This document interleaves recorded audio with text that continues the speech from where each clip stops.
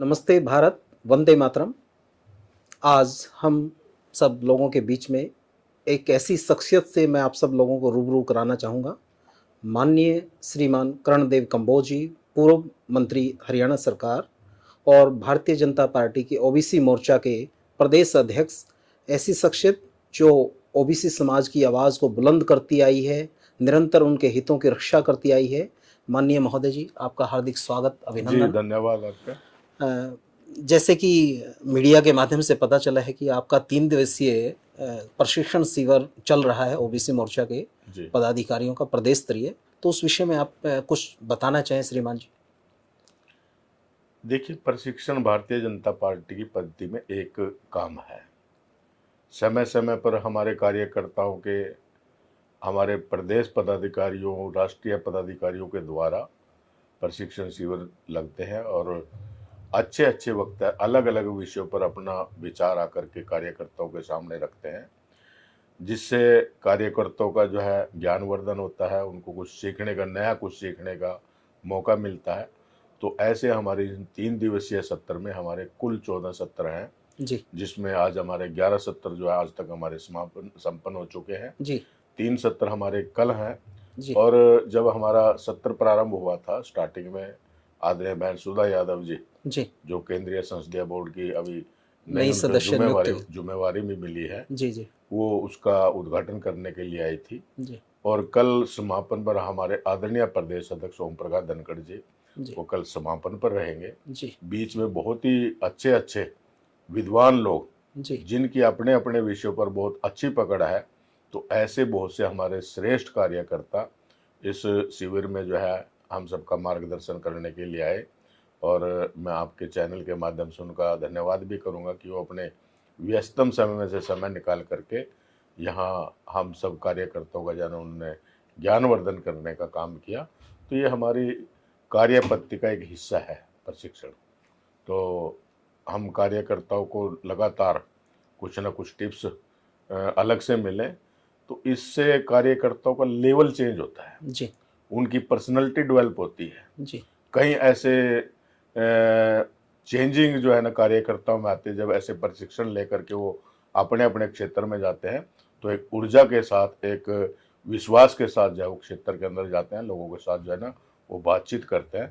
तो इस प्रकार का ये प्रशिक्षण शिविर हमारा कल इसका समापन होगा।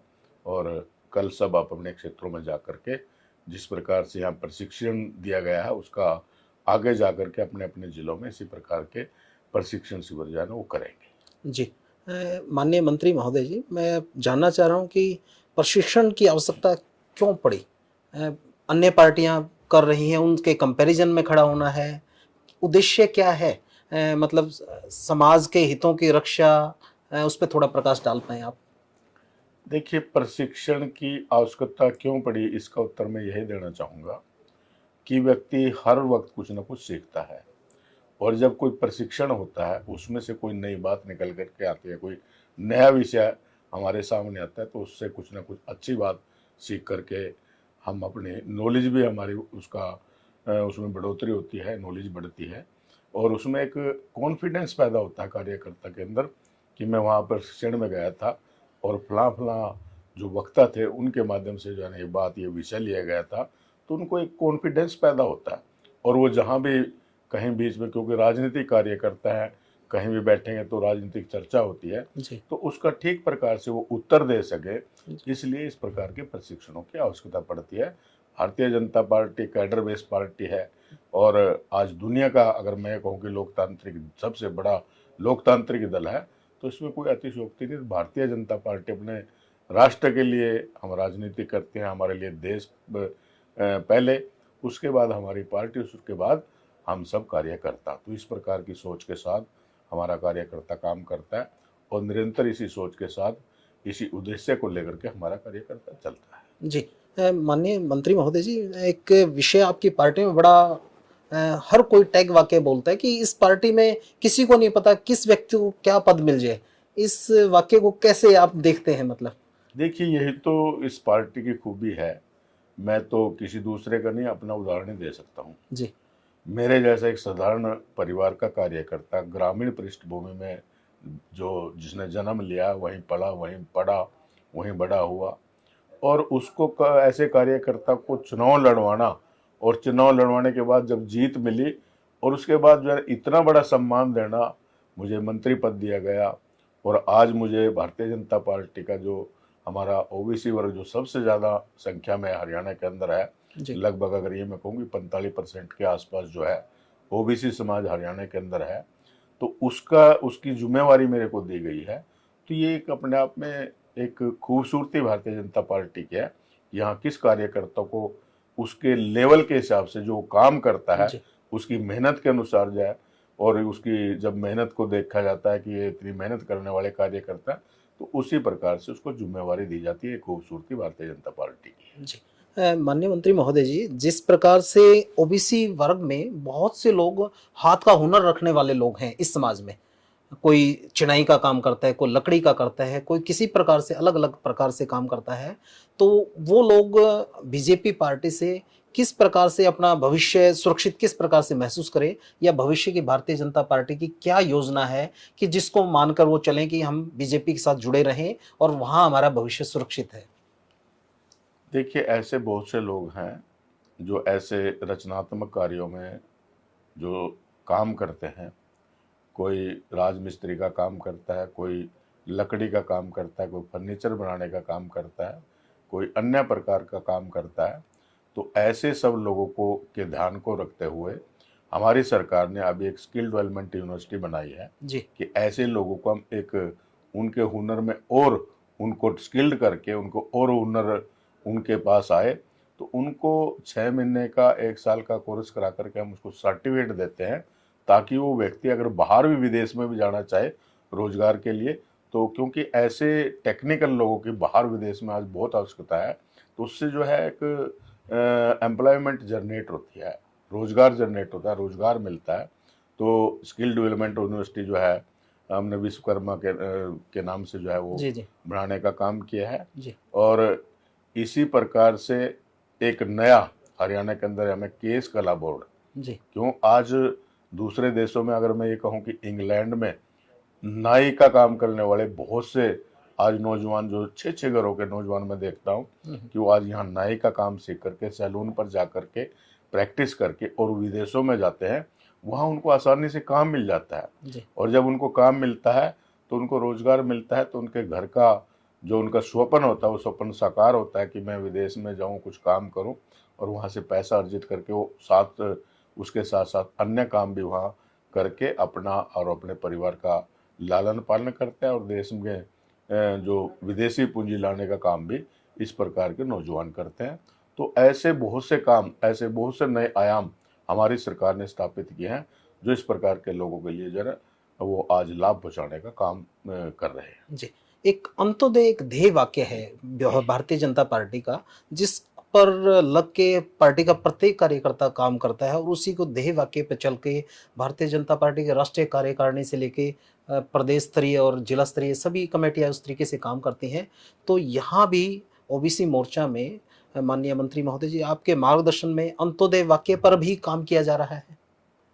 देखिए, तो हमारे प्रेरणा स्रोत पंडित दीनदयाल उपाध्याय जी का एक विजन था कि हमने अंत्योदय करना है। जो अंत में बैठा हुआ, सबसे अंतिम पंक्ति में बैठा हुआ व्यक्ति है, कि सबसे पहले उसकी चिंता करना। सरकार की जो सरकार योजनाएं बनाती है, उन योजनाओं का लाभ अंतिम पंक्ति में बैठे हुए व्यक्ति के पास पहुंचना चाहिए, तभी सरकार की जो नीतियां थी वो सफल मानी जाती हैं।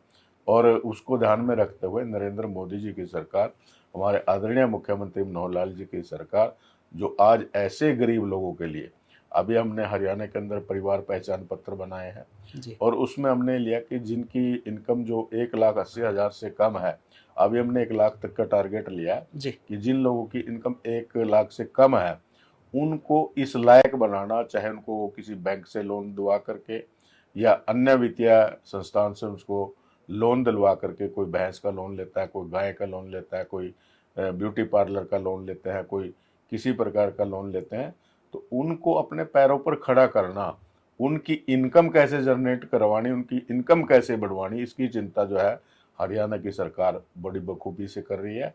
और अंत्योदय मेले लगा करके जगह जगह ऐसे लोगों को लाभ पहुंचाने का काम कर रही है। इसी प्रकार से हमारी भारत सरकार भी अनेक ऐसी योजनाएं जो ऐसे लोगों के लिए, चाहे वो आवास योजना के अंदर हो, चाहे वो आयुष्मान कार्ड दे करके उन लोगों को मदद कराने की बात हो, चाहे वो अन्य सुविधाएं जो है ऐसे लोगों को जो गरीब लोग हैं जिनकी इनकम बहुत कम है, तो ऐसे लोगों को लाभ पहुंचाने का काम हमारी दोनों सरकारें, चाहे वो केंद्र की सरकार हो चाहे हमारी हरियाणा की सरकार हो, वो इस प्रकार से गरीब लोगों का बहुत अच्छे तरीके से ध्यान करके उनको लाभान्वित करने का काम हमारी सरकारें कर रही हैं। माननीय अध्यक्ष महोदय, एक विषय बार बार जनता में ओबीसी मोर्चा के लोगों का आता है कि जो 27% आरक्षण है वो क्लास 1 और 2 में भी सुरक्षित रहे। उस दिशा में आपका कोई वक्तव्य, सरकार के समक्ष कोई मांग इस तरीके से कि भी क्लास 1 और 2 की जो नौकरी है वहाँ भी प्रॉपर ढंग से आरक्षण मिल पाए? देखिए, भारत सरकार ने तो लागू कर दिया है। जी। वहाँ तो 27%, 16% बीसी ए को और 11% बीसी बी को वो क्लास 1 में भी है, दूसरी नौकरियों में भी है। हरियाणा में अभी कई टेक्निकल इसमें जो है ना कोर्टों में कुछ मामले फंसे हुए हैं। जी जी। उनको सबको क्लियर हो जाने के बाद हरियाणा के अंदर भी हम इस प्रकार की व्यवस्थाएं करने का काम करेंगे, ताकि जो है ना ओबीसी वर्ग के लोगों को इसका लाभ मिल सके, उनको भी जो है भागीदारी, पूर्ण रूप से उनको भागीदारी मिल सके। तो इसके लिए हमारी सरकार प्रयासरत है। जी, इसमें सर कुछ जो लोक गायक हैं, लोक कलाकार हैं, कुछ जाति विशेष पर गाने बनाकर फूहड़ता फैलाते हैं। उस विषय पर भी, क्योंकि आप सरकार के भी अंग हैं, पार्टी के भी अंग हैं, इस नाते से इस विषय को माननीय मुख्यमंत्री, भारत सरकार, हरियाणा सरकार के संज्ञान में लाके कि भई जाति विशेष पर टोंट ना करके आप सामाजिक ताना-बाना समरसता का पैमाना बनाइए, आपस में अच्छा भाईचारा बने। इस विषय पे थोड़ा, क्योंकि विशेष जाति कर विशेष पे गाने बनाए जाते हैं।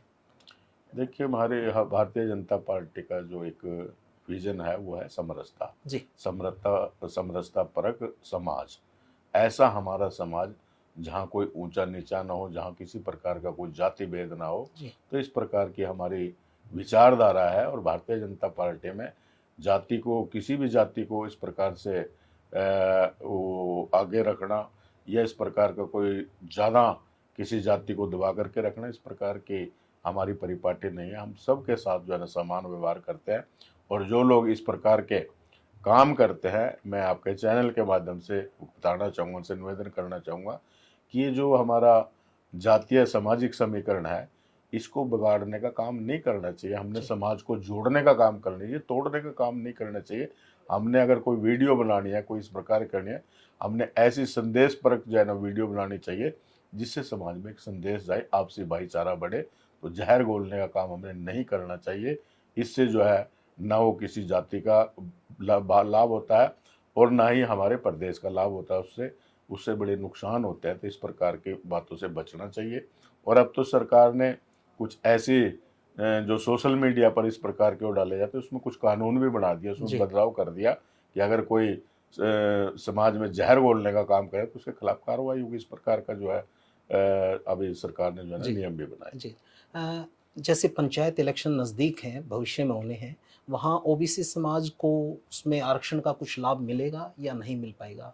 देखिए, अभी जो हरियाणा सरकार ने पीछे 8% जो है ना आरक्षण की घोषणा करी थी, उसको लेकर के कांग्रेस के कुछ लोग उसको कोर्ट में लेकर के चले गए। जी। और कोर्ट ने अभी ये फैसला दिया है कि सरकार चाहे तो पिछले पैटर्न पर, पुराने पैटर्न पर जो है वो चुनाव करा सकती है, और सरकार उसके लिए तैयारी भी कर रही है। शायद अभी 2-4 दिन के अंदर कोई घोषणा भी हो जाए पंचायत चुनाव की। जी। तो क्योंकि यहाँ ओबीसी कमीशन पहले बना हुआ नहीं था, जी। और उसकी वजह से हरियाणा के अंदर ये समस्या आई है। हमारा ओबी कमीशन बन गया है, जी। और वो जगह जगह जा करके इस प्रकार के विचार लोगों से जानने के सुझाव मांग रहा है। आने वाले समय में निश्चित तौर पर जो है ओबीसी समाज को उनका पूरा हक मिले। उनको स्थानीय जो हमारी पंचायतें होती हैं, हमारे नगर पालिका होती है, उनमें किस प्रकार से उनको आरक्षण दिया जा सके। तो इसके ऊपर जो है ना हमारा चुनाव, ये ओबीसी चुनाव आयोग जो है वो उसकी जो है ना सारी स्टडी कर रहा है, और निश्चित तौर पर उसका लाभ जो है ना ओबीसी समाज को मिलेगा। मुझे पूरी उसकी उम्मीद है। माननीय अध्यक्ष महोदय, जिस प्रकार से आम कार्यकर्ता से जब हम चर्चा करते हैं, सब आम कार्यकर्ता ये कहते हैं कि माननीय कर्णदेव कंबोज जी से 24/7 आप कभी भी उपलब्ध उनसे चर्चा कर सकते हैं, कहीं कोई कठिनता नहीं है। इतना सरल स्वभाव, इतना इस तरीके से क्या हर कार्यकर्ता के मन में बसे हुए हैं, उसका राज क्या है? देखिए, ये कार्यकर्ताओं का प्यार है, प्रेम है, जो हमें हर समय जो है ना ऊर्जा देता रहता है, हमें आगे बढ़ने की प्रेरणा देता रहता है। और कार्यकर्ता इतना स्नेह करते हैं, तो हम उनको अगर अपना थोड़ा समय देते हैं, उनके साथ बैठते हैं, तो इसमें मैं कोई एहसान नहीं कर रहा। ये मैं तो अच्छा समझता हूँ कि जब कार्यकर्ता मुझे इस लायक समझते हैं, मुझे कोई काम कहते हैं, मैं किसी के कोई काम आ सकूँ, तो मैं इसके लिए अपना सौभाग्य समझता हूँ। और मैं जितना भी हमारा ये ओबीसी समाज है, ओबीसी मोर्चा है, उसके लिए मैं कोशिश रहती है कि कोई ना कोई अच्छा ऐसा करें जिससे ओबीसी समाज में एक मैसेज आए। कुछ हमने सामाजिक कार्यक्रम पीछे, जैसे हमने लबाना समाज और बंजारा समाज का एक कार्यक्रम कुरुक्षेत्र में बहुत बड़े पैमाने पर हमें प्रदेश स्तरीय करने का काम किया। शहीद उधम सिंह का बलिदान दिवस जी, हमने 30 जुलाई को राज्य हमने स्तरीय। राज्य स्तरीय रतिया में मनाने का काम किया। अभी 17 सितंबर को एक विश्वकर्मा जयंती आ रही है, जी, तो उसको भी हम कहीं ना कहीं किसी न किसी रूप में बड़े स्तर पर कोशिश करेंगे मनाने की। उसकी भी हमारी तैयारियां चल रही हैं, मुख्यमंत्री जी से बात करके जल्दी उसकी डेट फाइनल करके, और वो या तो मुख्यमंत्री निवास में अलग अलग डेटों पर, क्योंकि उनमें 4 वो बने हुए हैं, 4 ग्रुप बने हुए हैं, 4 उपजातियां बनी हुई जी, हैं। जी, चारों के अलग अलग करेंगे या इकट्ठा करेंगे, जैसा मुख्यमंत्री जी आदेश देंगे उसी प्रकार से हम उस कार्यक्रम को करेंगे। जी, जी। आज जैसे युवा जो लकड़ी पे नक्काशी करके पूरे देश प्रदेश में, पूरे विश्व में, जींद जिले के 2 बच्चे हैं अक्षय और आकाश, जो लकड़ी पे नक्काशी करके पिछड़ा समाज के लोग हैं, उनको बहुत अच्छा वो स्वरोजगार की तरफ कुशल भारत के सपने को साकार कर रहे हैं माननीय नरेंद्र मोदी जी के।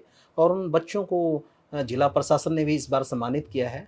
तो इस प्रकार के युवाओं को जो अन्य लोगों के लिए प्रेरणा स्रोत हैं, आप अपनी तरफ से जो संदेश देना चाहें, वो कृपया उन युवाओं को। देखिए, मैं उन बच्चों को बहुत बहुत मुबारकबाद देता हूँ और प्रार्थना करता हूँ कि वो इसी प्रकार से अपने हुनर को, अपने कौशल को इसी प्रकार से आगे बढ़ाते रहें, दूसरों को प्रेरणा देते रहे और अपने आप स्वयं उस मार्ग पर चलकर वो और ऐसे मुकाम को हासिल करें जो दुनिया में, जैसे कुछ लोगों ने गिनीज बुक में अपने नाम दर्ज कराए हैं, वो भी इस मुकाम पर पहुँचे। मेरा जो है ना आशीर्वाद, मेरा सहयोग, मैं किसी काम उनके आ सकूं, तो मैं इतना कहते हुए अपने उनको जो है ना शुभकामनाएं देता हूं कि वो अपने काम में, अपने जो उन्होंने टारगेट लिया, जो उद्देश्य लेकर के वो चले हैं, उनका वो उद्देश्य जो है ना पूर्ण हो। जी, देखिए मित्रों, आप इस शख्सियत से मिल रहे थे, पूर्व मंत्री हरियाणा सरकार श्रीमान कर्णदेव कंबोज जी। और जिस वाक्य को चर्चा के दौरान उन्होंने कहा, किसी भी कार्यकर्ता को क्या पद मिल जाए ये उस कार्यकर्ता को भी स्वयं नहीं पता। तो आज जब हम माननीय प्रदेशाध्यक्ष ओबीसी मोर्चा श्रीमान कर्णदेव कंबोज जी के साथ बैठे हैं चर्चा में, भविष्य का नहीं पता, क्या पता अगला इंटरव्यू माननीय कर्णदेव कंबोज जी के साथ हमारा राष्ट्रीय स्तर के किसी पदाधिकारी के रूप में होगा। ऐसी हमारी शुभकामनाओं के साथ बहुत बहुत धन्यवाद। आपने अपना कीमती समय निकाला। बहुत बहुत धन्यवाद। धन्यवाद। नमस्कार। जय हिंद, जय भारत।